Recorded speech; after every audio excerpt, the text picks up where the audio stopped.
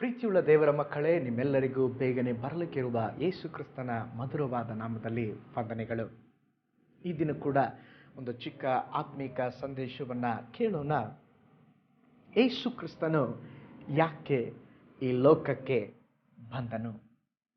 ಯೇಸು ಕ್ರಿಸ್ತನು ಯಾಕೆ ಈ ಲೋಕಕ್ಕೆ ಬಂದನು? ಇವತ್ತು ಯೇಸು ಸ್ವಾಮಿಯ ಕುರಿತಾಗಿ ಅಥವಾ ಯೇಸು ಸ್ವಾಮಿಯ ಮುಖಾಂತರ ಯೇಸು ಸ್ವಾಮಿ ಯಾವ ಧರ್ಮವನ್ನು ಸ್ಥಾಪನೆ ಮಾಡಲಿಲ್ಲ, ಆದರೆ ಯೇಸುವನ್ನು ಹಿಂಬಾಲಿಸುವಂಥ ಜನರ ಗುಂಪನ್ನು ನೋಡಿ ಅವರು ಕ್ರೈಸ್ತರು ಎಂಬುದಾಗಿ, ಅಂದರೆ ಬೇರೆಯವರು ಹೆಸರು ಕೊಟ್ಟಂಥ ಒಂದು ಕ್ರೈಸ್ತರು ಅಥವಾ ಕ್ರಿಶ್ಚಿಯನ್ ಧರ್ಮ ಎಂಬುದಾಗಿ ಬೇರೆಯವರು ಹೆಸರು ಕೊಟ್ಟಿದ್ದಕ್ಕೆ ಆದದ್ದೇ ಕ್ರೈಸ್ತ ಧರ್ಮ.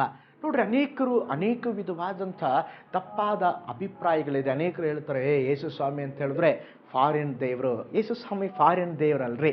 ಯೇಸು ಸ್ವಾಮಿ ನಾನು ನೀನು ಇರುವಂಥ ಏಷ್ಯಾ ಖಂಡದಲ್ಲಿ ಜನಿಸಿದ್ದಾರೆ. ನಿಮಗೆ ಗೊತ್ತಾ? ಯೇಸು ಸ್ವಾಮಿ ಯುರೋಪ್ನಲ್ಲಿ ಹುಟ್ಟಲಿಲ್ಲ. ಯೇಸು ಸ್ವಾಮಿ ಅಮೇರಿಕದಲ್ಲಿ ಹುಟ್ಟಲಿಲ್ಲ.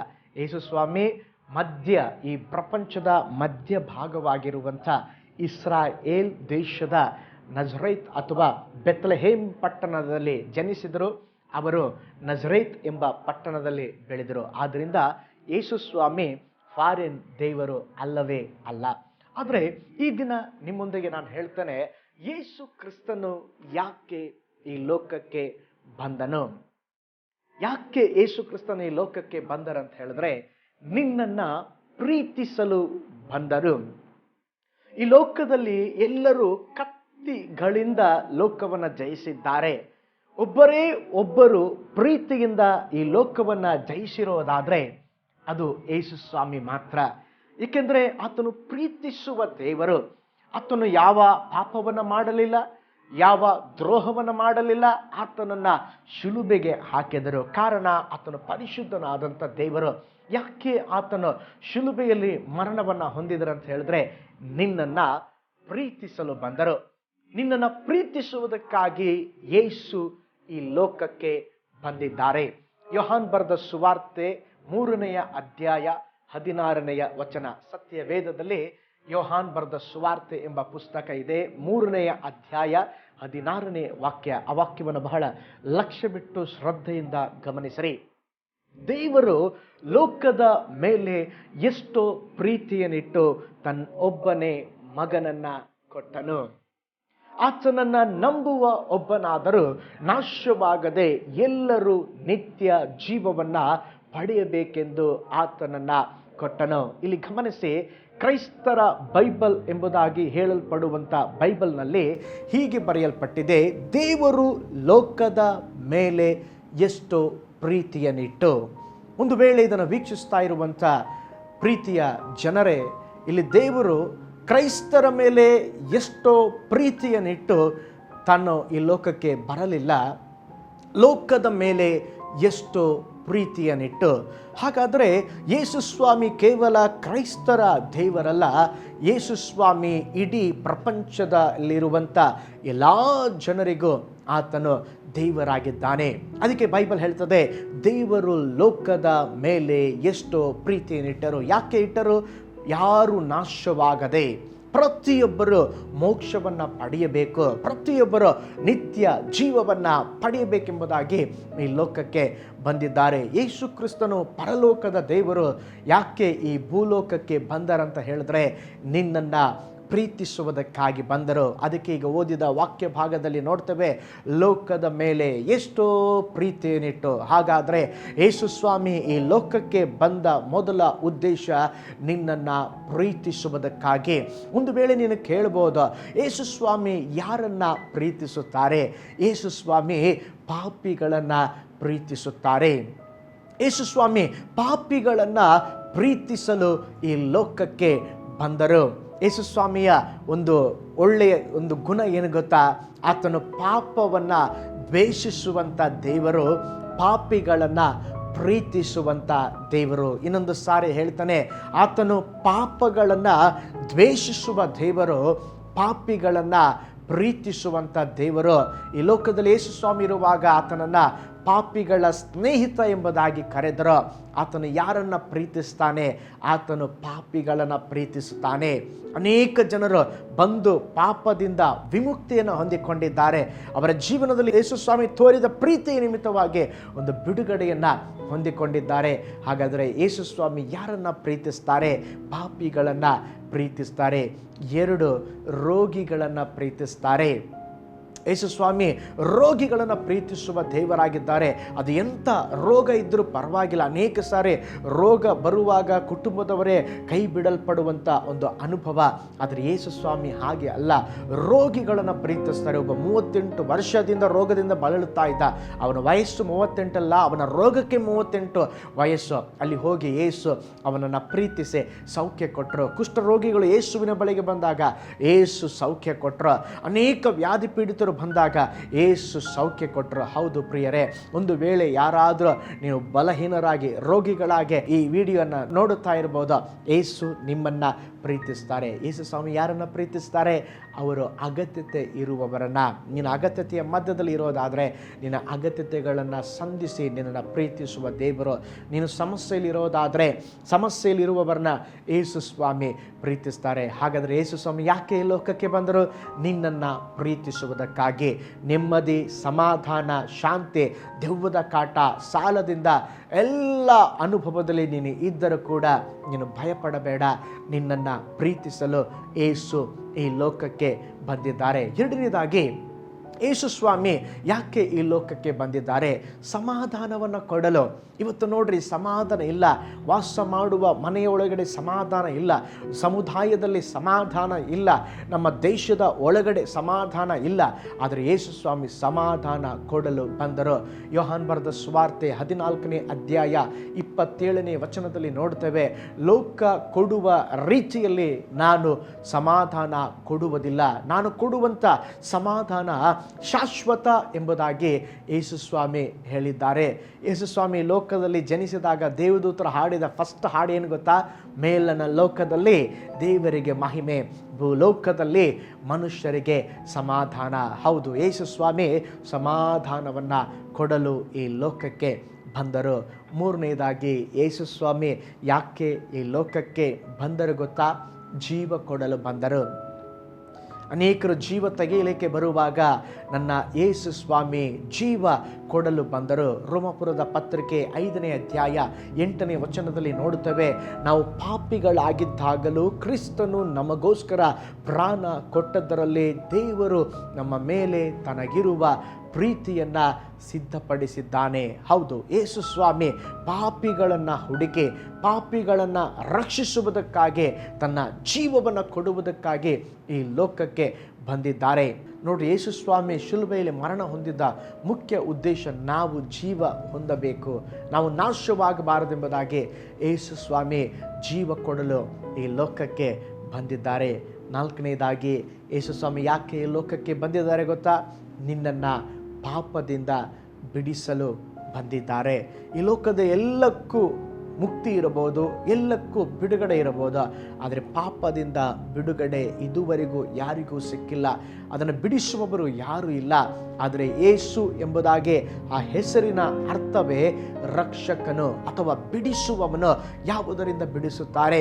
ನಮ್ಮನ್ನು ಪಾಪದಿಂದ ಬಿಡಿಸಲು ಯೇಸು ಸ್ವಾಮಿ ಈ ಲೋಕಕ್ಕೆ ಬಂದರು. ಮತ್ತಾಯನು ಬರೆದ ಸುವಾರ್ತೆ 1ನೇ ಅಧ್ಯಾಯ 21ನೇ ವಚನದಲ್ಲಿ ನೋಡುತ್ತೇವೆ, ನೀನು ಒಂದು ಮಗನನ್ನು ಹಡೆಯುವಿ, ಆತನಿಗೆ ಯೇಸು ಎಂಬುದಾಗಿ ಹೆಸರಿಡಬೇಕು, ಏಕೆಂದರೆ ಆತನೇ ತನ್ನ ಜನರನ್ನು ಅವರ ಪಾಪಗಳಿಂದ ಬಿಡಿಸಿ ಕಾಯುವನು. ಮಾನವನು ಪಾಪ ಮಾಡಿದಾಗ ದೇವರಿಂದ ಪ್ರತ್ಯೇಕಿಸಲ್ಪಟ್ಟಿದ್ದಾನೆ. ರೋಮಾಪುರದ ಪತ್ರಿಕೆ 3ನೇ ಅಧ್ಯಾಯ 23ನೇ ವಚನ ಹೇಳುತ್ತದೆ, ಎಲ್ಲರೂ ಪಾಪ ಮಾಡಿ ದೇವರ ಮಹಿಮೆಯನ್ನು ಹೊಂದದೆ ಹೋಗಿದ್ದಾರೆ. ಮನುಷ್ಯನು ಯಾವಾಗ ಪಾಪ ಮಾಡಿದಾನೋ ಅವನು ಪ್ರತ್ಯೇಕಿಸಲ್ಪಟ್ಟಿದ್ದಾನೆ. ರೋಮಾಪುರದ ಪತ್ರಿಕೆ 6ನೇ ಅಧ್ಯಾಯ 23ನೇ ವಚನ ಹೇಳುತ್ತದೆ, ಪಾಪ ಕೊಡುವ ಸಂಬಳ ಮರಣ. ಈ ಪಾಪದಿಂದ ಮನುಷ್ಯನು ಬಿಡುಗಡೆಗಾಗಿ ಪರಿತಪಿಸುತ್ತಾ ಇದ್ದ. ಈ ಪಾಪದಿಂದ ಬಿಡುಗಡೆ ಹೊಂದಲು ಏಕೈಕ ಮಾರ್ಗ ಯೇಸುವನ್ನು ನಂಬುವಂಥದ್ದು, ಯೇಸುವಿನ ರಕ್ತದಿಂದ ತೊಳೆಯಲ್ಪಡುವಂಥದ್ದು. ರಕ್ತಧಾರೆ ಇಲ್ಲದೆ ಬಿಡುಗಡೆ ಇಲ್ಲ. ಯೇಸು ಸ್ವಾಮಿ ಈ ಲೋಕದಲ್ಲಿ ಪಾಪದಿಂದ ನಿನ್ನನ್ನು ಬಿಡುಗಡೆಗೊಳಿಸಲಿಕ್ಕೆ ಬಂದಿದ್ದಾರೆ. ಒಂದು ವೇಳೆ ದೇವರೇ ನಾನು ಪಾಪಿ ಎಂಬುದಾಗಿ ನಮ್ಮನ್ನು ಒಪ್ಪಿಸಿಕೊಟ್ಟು ನಮ್ಮ ಪಾಪಗಳಿಂದ ದೇವರೇ ಬಿಡುಗಡೆ ಮಾಡಿ ಎಂಬುದಾಗಿ ನಿಮ್ಮ ಹೃದಯದಲ್ಲಿ ಯೇಸುವನ್ನು ಕರೆಯುವುದಾದರೆ ಈ ಕ್ಷಣವೇ ನಿಮ್ಮ ಹೃದಯದಲ್ಲಿ ಯೇಸು ಸ್ವಾಮಿ ವಾಸ ಮಾಡುವ ದೇವರಾಗಿದ್ದಾರೆ. ಐದನೇದಾಗಿ ಯೇಸು ಕ್ರಿಸ್ತನು ಯಾಕೆ ಈ ಲೋಕಕ್ಕೆ ಬಂದರಂತ ಹೇಳಿದ್ರೆ ಮಾರ್ಗವನ್ನು ತೋರಿಸಲು. ಯಾವ ಮಾರ್ಗ? ಪರಲೋಕದ ಮಾರ್ಗವನ್ನು ತೋರಿಸಲು. ಯೋಹಾನ್ ಬರೆದ ಸುವಾರ್ತೆ 14:6 ಹೇಳುತ್ತದೆ, ನಾನೇ ಮಾರ್ಗವು ಸತ್ಯವೂ ಜೀವವೂ ಆಗಿದ್ದೇನೆ, ನನ್ನ ಮೂಲಕವಾಗಿ ಹೊರತು ಯಾರು ತಂದೆಯ ಬಳಿಗೆ ಬರುವುದಿಲ್ಲ. ಅನೇಕರು ಹೇಳ್ತಾರೆ ಎಲ್ಲ ನದಿಗಳು ಒಂದೇ ಸಮುದ್ರಕ್ಕೆ ಹೋಗ್ತದೆ, ಎಲ್ಲ ರಸ್ತೆಗಳು ರೋಮ್ಗೆ ನಡೆಸ್ತದೆ ಎಂಬುದಾಗಿ ಒಂದು ಹಳೆಯ ಮಾತನ್ನು ನುಡಿಯುತ್ತಾ ಇದ್ರು. ಆದರೆ ಎಲ್ಲ ಮಾರ್ಗಗಳಲ್ಲ, ಒಂದೇ ಒಂದು ಮಾರ್ಗ, ಯೇಸುವಿನ ಮಾರ್ಗ. ನೀವು ಮೈಸೂರು ಹೋಗುವ ರೈಲ್ ಗಾಡಿಯಲ್ಲಿ ಕೂತ್ಕೊಂಡು ಇದು ನನ್ನನ್ನು ಬೀದರ್ಗೆ ಸೇರಿಸ್ತದೆ ಅಂತ ಹೇಳಿದ್ರೆ ಅದು ತಪ್ಪು. ನೀನು ಮೈಸೂರಿಗೆ ಹೋಗಬೇಕಂದ್ರೆ ಮೈಸೂರು ಟ್ರೈನನ್ನು ಹತ್ತಬೇಕು, ಮೈಸೂರು ಬಸ್ಸನ್ನು ನೀನು ಹತ್ತಬೇಕು. ಆದ್ದರಿಂದ ಹೋಗುವ ಮಾರ್ಗದ ಕುರಿತು ಎಚ್ಚರವಾಗಿರಿ. ನೋಡ್ರಿ, ಒಬ್ಬ ಯೌವನಸ್ಥನು ದಡದ 30 ಅಡಿ ದೂರದಲ್ಲಿ ಅವನು ಈಜಿದ್ದರಿಂದ ಅವನು ದಡ ಎಲ್ಲಿದೆ ಅಂತ ಕೇಳ್ತಾ ಇದ್ದ. ಎಲ್ಲ ಜನ ನಗ್ತಾ ಇದ್ರು, ಏನಪ್ಪ ದಡ ಇಲ್ಲೇ ಇದೆ, ಇವನೇನು ಇಷ್ಟು ಕೂಗ್ತಾ ಇದ್ದಾನೆ. ಅವನು ಕೂಗುವ ಶಬ್ದಕ್ಕೆ ಲಕ್ಷ್ಯ ಕೊಡಲಿಲ್ಲ, ಅವನನ್ನು ಯಾರೂ ರಕ್ಷಿಸಲಿಲ್ಲ. ಕೊನೆಯದಾಗಿ ಅವನ ಮರಣ ಹೊಂದಿದ. ಕಾರಣ ಏನಂದರೆ ಅವನು ಕುರುಡನಾಗಿದ್ದ, ಅವನಿಗೆ ದಡ ಎಲ್ಲಿದೆ ಎಂಬುದಾಗಿ ಸಹ ಗೊತ್ತಿರಲಿಲ್ಲ. ಆದರೆ ಯೇಸು ಸ್ವಾಮಿ ಇವತ್ತು ಮಾರ್ಗ ತೋರಿಸಲಿಕ್ಕೆ ಬಂದಿದ್ದಾರೆ. ಇವತ್ತು ಅನೇಕ ಮಾರ್ಗದಲ್ಲಿ ನಡೆಯುತ್ತಾ ಇದ್ದಾರೆ. ಆದರೆ ಸತ್ಯ ಮಾರ್ಗ, ಪರಲೋಕದ ಮಾರ್ಗ ಕೊಡಲು ಯೇಸು ಸ್ವಾಮಿ ಈ ಲೋಕಕ್ಕೆ ಬಂದಿದ್ದಾರೆ. ಯೇಸುವಲ್ಲದೆ ಬೇರೆ ಒಂದು ಮಾರ್ಗವಿಲ್ಲ. ಪರಲೋಕಕ್ಕೆ ಹೋಗಲಿಕ್ಕೆ ಏಕೈಕ ಮಾರ್ಗ ಯೇಸು ಮಾತ್ರವಾಗಿದ್ದಾರೆ. ಕೊನೆಯದಾಗಿ ಯೇಸು ಸ್ವಾಮಿ ಯಾಕೆ ಈ ಲೋಕಕ್ಕೆ ಬಂದಿದ್ದಾರೆ ಅಂತ ಹೇಳಿದ್ರೆ ನಿನಗೆ ಮೋಕ್ಷ ಕೊಡಲು, ನಿತ್ಯ ಜೀವ ಕೊಡಲು. ಪ್ರತಿಯೊಬ್ಬರು ಈ ಮೋಕ್ಷಕ್ಕಾಗಿ ಮರಣದ ನಂತರ ಒಂದು ಸ್ವರ್ಗ ಅನ್ನುವಂಥದ್ದು, ನರಕ ಅನ್ನುವಂಥದ್ದು ಇದೆ ಎಂಬುದಾಗಿ ಎಲ್ಲ ಧರ್ಮದವರ ಅನಿಸಿಕೆ. ಆದರೆ ಈ ಮೋಕ್ಷವನ್ನು ಪಡೆಯಲು ಅನೇಕರು ಅನೇಕ ವಿಧವಾದ ಕಾರ್ಯಗಳನ್ನು ಮಾಡ್ತಾರೆ. ಆದರೆ ಈ ಮೋಕ್ಷವನ್ನು ಹೊಂದಲು ಬಹಳ ಸರಳವಾದಂಥ ಒಂದು ಕಾರ್ಯ. ಯೇಸು ಸ್ವಾಮಿ ಅದಕ್ಕಾಗಿಯೇ ಲೋಕಕ್ಕೆ ಬಂದರು.